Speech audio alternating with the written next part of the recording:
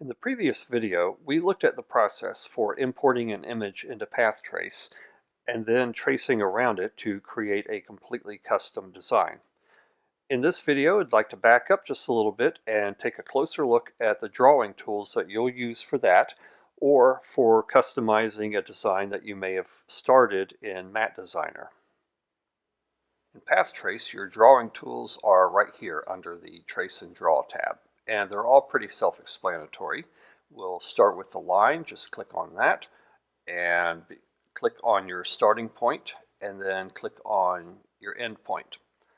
And it's still in line drawing mode, so if you have more straight lines to work with, just continue on, clicking when you reach the end each time. And to stop drawing, just hit Escape. And in the previous versions, to end a line, you'll right-click or double-click. And there will be times when you want to draw a line that's perfectly straight up and down or horizontal. And to do that, just hold down the Control key, and it will only draw in either a perfectly horizontal mode, a vertical, or a 45 degree.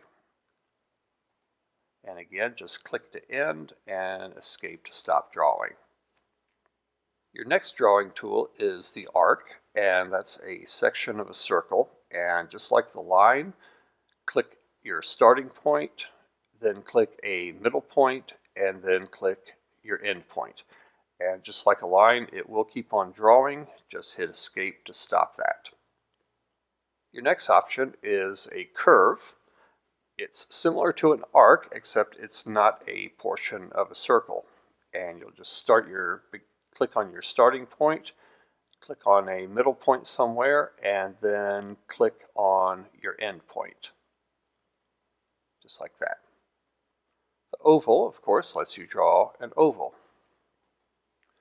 If you want to draw a circle instead of an oval, just hold down the Control key while you're doing that, and when you get it where you want it, just click End to finish that up. Polygon over here will allow you to draw shapes with different numbers of sides, 3 sides for a triangle, 4 for a rectangular square, pentagons, hexagons, and so on.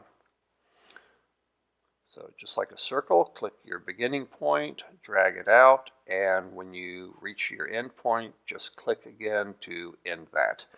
And sort of like a circle, if you want to draw a perfect square, hold down the Control key while you're doing that, and then just click to finish up.